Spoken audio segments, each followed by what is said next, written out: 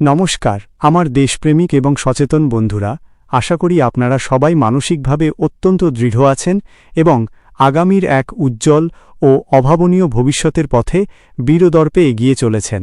আজ আমরা এমন একটি নিগূঢ় এবং শক্তিশালী বিষয় নিয়ে আলোচনা করব যা আপনার জীবনের মোড় সম্পূর্ণ বদলে দেওয়ার ক্ষমতা রাখে। বিষয়টি হল সফলতা পেতে হলে কেন একা থাকা প্রয়োজন। আমরা অনেকেই একাকিত্বকে ভয় পাই, কিন্তু বাস্তবতা হল আপনি যদি ইতিহাসের পাতায় নাম লেখানো মহান ব্যক্তিদের জীবনী দেখেন, তবে বুঝতে পারবেন যে তাদের শ্রেষ্ঠ সৃষ্টিগুলো রচিত হয়েছিল একাকিত্বের নিভৃত সাধনায়।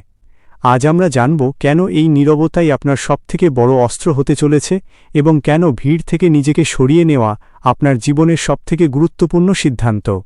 বন্ধুরা, আজকের এই বিশেষ ময়নাতদন্তটি একদম শেষ মুহূর্ত পর্যন্ত অত্যন্ত মনোযোগ দিয়ে অনুভব করার চেষ্টা করুন, কারণ আজকের এই বিশ্লেষণটি আপনাকে সেই মানসিক শক্তি দেবে যা সাধারণত আমরা সামাজিক কোলাহল আর অন্যদের খুশি করার প্রচেষ্টায় হারিয়ে ফেলি। মাঝপথে ভাবনা থামিয়ে দিলে হয়তো আপনি সেই আত্মবিশ্বাসের চাবিকাঠিটি হারিয়ে ফেলবেন যা আপনাকে বর্তমানের সাধারণ জীবন থেকে টেনে তুলে এক অসাধারণ ব্যক্তিত্বে রূপান্তর করতে পারত।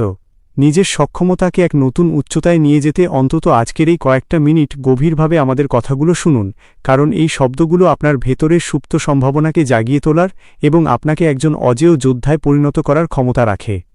স্বাগতম আমাদের প্রিয় চ্যানেল এডুভাইব স্টুডিওতে, যেখানে আমরা কেবল পরিবর্তনের কথা বলি না, বরং পরিবর্তনের আড়ালে থাকা কঠোর পরিশ্রম আর ত্যাগের প্রকৃত মন্ত্র শিখিয়ে দিই। আজকের এই আলোচনার মূল সুর হল একাকিত্বের শক্তি। মনে রাখবেন, বনের রাজা সিংহ যখন শিকার করতে বের হয় তখন সে একাই বের হয়, কিন্তু মেষপাল সবসময় দল বেঁধে চলে।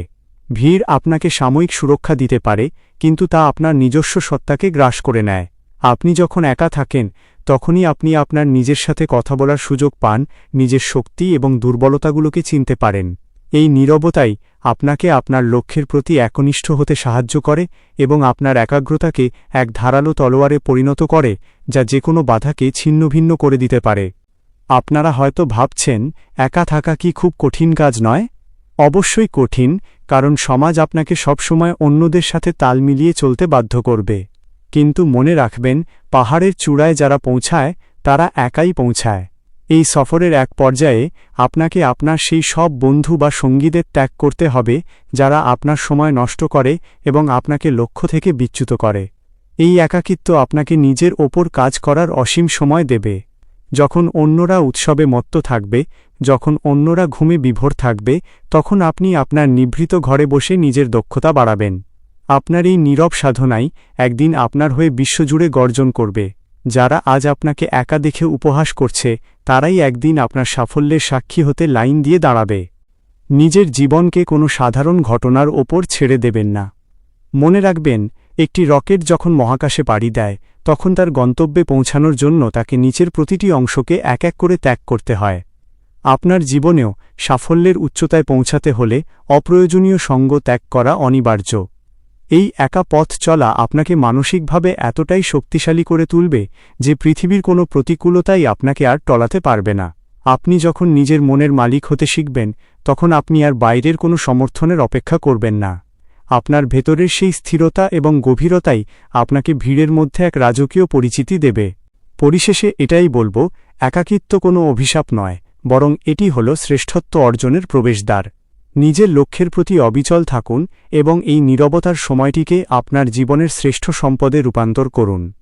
যারা নিজেকে চেনার সাহস রাখে, মহাকাল তাদেরই ইতিহাসের পাতায় অমর করে রাখে।